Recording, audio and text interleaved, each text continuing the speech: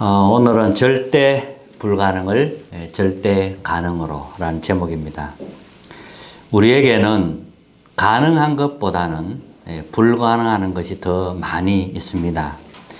우리의 현장에도 절대 불가능한 것이 더 많이 있습니다. 인간의 힘으로 안 되는 문제가 더 많다는 거죠.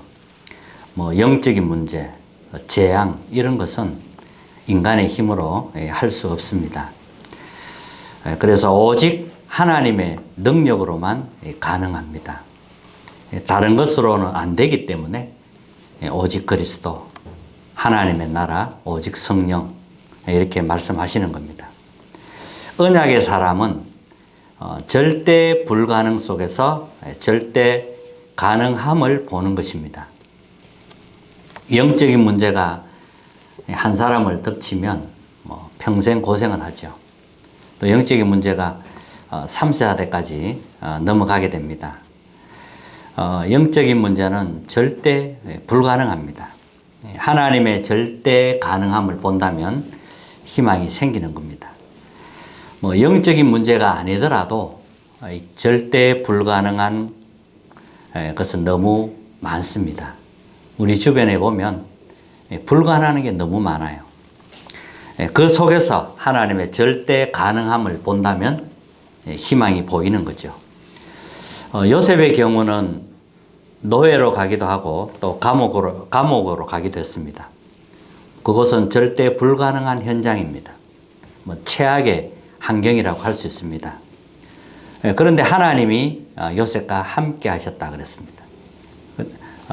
하나님이 함께 하시니까요. 절대 가능함을 보게 되는 것입니다. 이것이 또 세계복음화와 연결이 되었습니다. 하나님이 함께 하시니까 그가 형통한 자가 되었다 그랬습니다. 하나님이 함께 하신다면 환경이 문제되지 않습니다. 제가 아는 어떤 목사님 가운데 환경이 너무 어려운 분이 계십니다. 그런데도 낙심하지 않고 언약을 붙잡고 기도하며 기다리는 걸 보았습니다. 반대로 이럴 때 낙심하고 희망이 없다고 생각하면 어떻게 되겠습니까? 오늘 하나님의 절대 가능함을 보는 그런 은혜가 있기를 바랍니다. 베드로전서 5장 8절에 보면 이런 말씀이 있죠. 근신하여 깨어라 그랬습니다. 너희 대적 마귀가 우는 사자같이 두루 다니며 삼킬 자를 찾는다 이렇게 말씀했습니다. 마귀는 염려하는 생각을 타고 들어옵니다. 생각을 타고 들어와서 우리의 빈 마음을 공격합니다. 생각을 염려하는 그 생각의 통로를 타고 들어와서 우리의 빈 마음을 공격하지요. 빈 마음이라고 할 때는 언약을 놓친 상태, 말씀이 없는 상태라고 말할 수 있습니다. 이렇게 해서 이제 우리의 영혼을 장악하게 됩니다. 염려하거나 불신앙하면 마귀가 틈탄다는 사실을 꼭 기억하시기 바랍니다. 그래서 베드로는 이렇게 말했죠. 너희는 믿음을 굳게 하여 그를 대적하라 그랬습니다. 모든 은혜의 하나님 곧 그리스도 안에서 너희를 부르사 자기의 영원한 영광에 들어가게 하시니가 잠깐 고난을 당한 너희를 친히 온전하게 하시며 굳건하게 하시며 강하게 하시며 틀을 견고하게 하시니라 그랬습니다. 언약의 사람은 반드시 승리하게 됩니다. 굳건하게 하신다 그랬어요. 너희를 온전하게 하시며 그랬습니다. 잠깐의 고난, 이것이 결국은 온전하게 하신다 그랬습니다. 이렇게 해서 언약의 사람은 승리하게 됩니다. 자, 본문 내용도 이런 내용과 좀 비슷합니다. 야곱은 형을 피해서 외삼촌 집에서 20년이란 세월을 보내게 됩니다. 그곳에서 외삼촌을 도와서 양을 치고 일했는데 20년 동안 거부가 되었습니다. 4명의 아내를 얻었고 많은 가축 또 노비를 얻었습니다. 이 야곱은 이제 외삼촌이 고향으로 보내주지 않을 것 같으니까 이제 가족과 모든 이 가축 노비를 데리고 이제 야반 도주를 하게 되죠.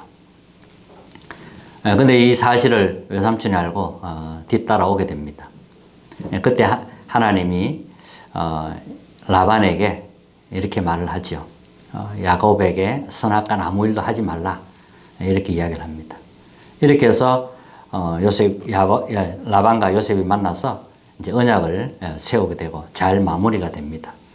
그런데 형을 만나야 하는 큰 문제가 남아 있습니다. 1절, 2절에 보니까요. 야곱이 길을 가는데 이제 형을 만나러 가는데 하나님의 사자들이 그를 만난지라. 야곱이 그들을 볼 때에 이르기를 이는 하나님의 군대라 하고 그 땅 이름을 마하나임이라 하였더라. 언약이 있으니까 야곱이 가는 길에 하나님은 주의 사자를 보냈고 앞서 뒤에서 늘 보호하고 있었던 겁니다. 야곱은 형 에서에게 먼저 사자를 보냅니다. 그래서 주의 은혜를 구하죠. 앞으로 우리 야곱이 지나가야 되는데 미리 이제 알린 겁니다. 은혜를 봐달라고. 이렇게 이야기했는데 에서는 자기가 기르던 군인 400명을 데리고 이제 야곱에게 오는 겁니다. 이 사실을 전달하니까 야곱을 그 이야기를 듣고 너무 두려운 겁니다. 마음이 복잡하고 답답함을 느끼게 되죠. 그래서 야곱은 하나님께 기도하게 됩니다. 자, 그게 9절입니다. 오늘 다 읽지는 않았는데 야곱이 또 이르되 내 조부 아브라함의 하나님 내 아버지의 이삭의 하나님 여호와여 주께서 전에 내게 명하시기를 내 고향 내 족속에게로 돌아가라 내가 네게 은혜를 베풀리라 하셨나이다.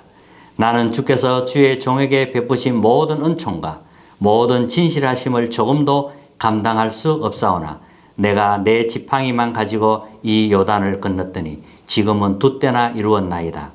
내가 주께 간구하오니 내 형의 손에서 에서의 손에서 나를 건져 내시옵소서. 내가 그를 두려워함은 그가 와서 나와 내 처자들을 칠까 겁이 나기 때문이니이다. 주께서 말씀하시기를 내가 반드시 내게 은혜를 베풀어 내 시로 바다에 셀 수 없는 모래와 같이 많게 하리라 하셨나이다. 이렇게 야곱은 기도를 하게 됩니다. 이렇게 해서 예물을 택해서 이제 앞서 이제 사람들을 보내기 시작합니다. 순서대로 그렇게 보내죠. 제일 아끼는 건 이제 뒤쪽에 하고 결국은 이제 다 보내고 홀로 남게 됩니다. 사람은 누구나 하나님 앞에 진지하게 진실하게 홀로 서야 하는 시간표가 있습니다. 중요한 시간에 야곱은 홀로 하나님 앞에 기도하게 됩니다. 야곱이 여기는 이제 천사와 씨름하는 비유를 하고 있습니다. 야곱이 밤새도록 천사와 이제 씨름하게 되었습니다. 천사는 야곱을 이기지 못했지요. 그래서 야곱의 허벅지 관절을 치게 됩니다. 천사가 사실은 못 이기겠습니까? 그럼 야곱이 안 놔주니까요. 끝까지 기도했다 이 말입니다. 천사가 야곱에게 묻습니다. 내 이름이 뭐냐? 이랬더니 저는 야곱이니이다. 그랬더니 천사가 뭐라고 했냐면 내 이름을 다시는 야곱이라 하지 마라. 이렇게 이야기합니다. 내 이름을 이스라엘이라고 해라. 이스라엘, 하나님과 겨루어 이겼음이나 그런 거죠. 야곱이 이스라엘로 바뀌는 중요한 시간입니다. 하나님의 절대 망대가 세워지는 시간이죠. 야곱은 약탈자, 인본주의자 이런 뜻이잖아요. 이름 자체가. 근데 그 야곱이라 하지 말고 이스라엘이라고 해라. 이렇게 말씀하신 겁니다. 자, 오늘 이 본문 보면서 우리는 첫 번째 무엇을 붙잡아야 되냐면 나의 신분 회복입니다. 여러분 신분을 회복해야 돼요. 나는 그리스도 안에 있는 하나님의 자녀다. 이게 우리의 신분입니다. 나는 하나님의 자녀입니다. 하나님은 그리스도를 통하여서 나를 자녀 삼으셨습니다. 성령께서 나와 함께 하십니다. 그렇다면 위기와 환경은 문제가 안 되는 겁니다. 먼저 우리는 신분을 회복해야 됩니다. 하나님은 지금도 우리에게 773 이 망대를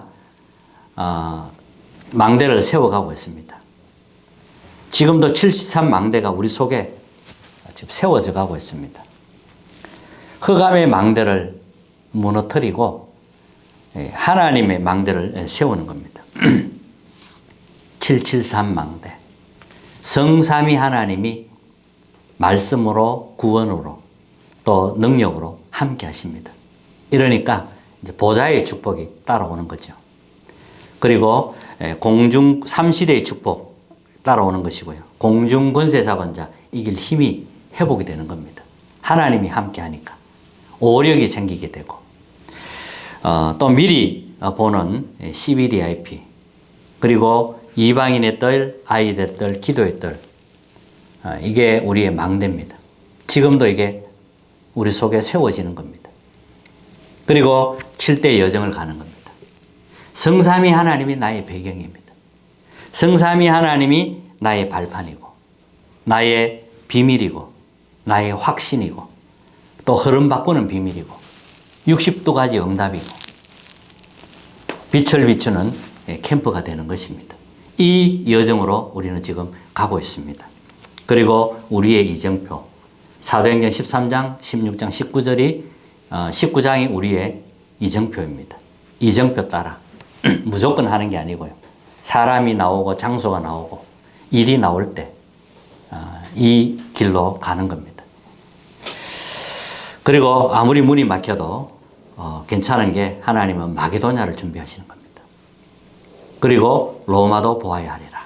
이게 우리의 이정표라는 겁니다.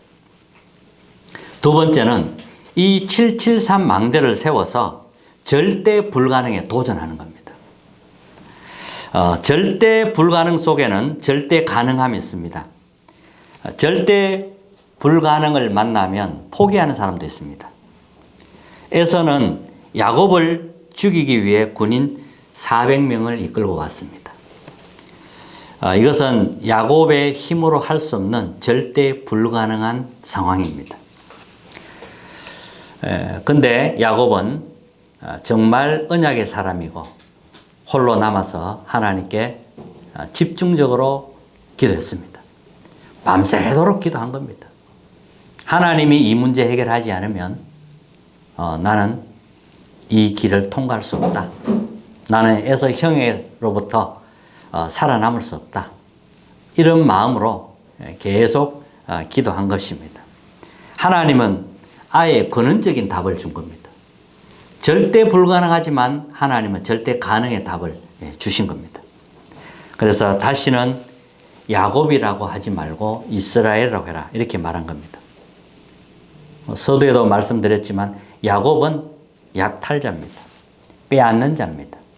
인본주의 쓰는 사람입니다. 그게 야곱입니다. 야곱의 원래 이름입니다. 그런데 하나님은 이스라엘이라는 이름을 주신 겁니다. 야곱에게는 최고의 시간입니다. 절대 망대가 세워지는 시간이라는 거죠.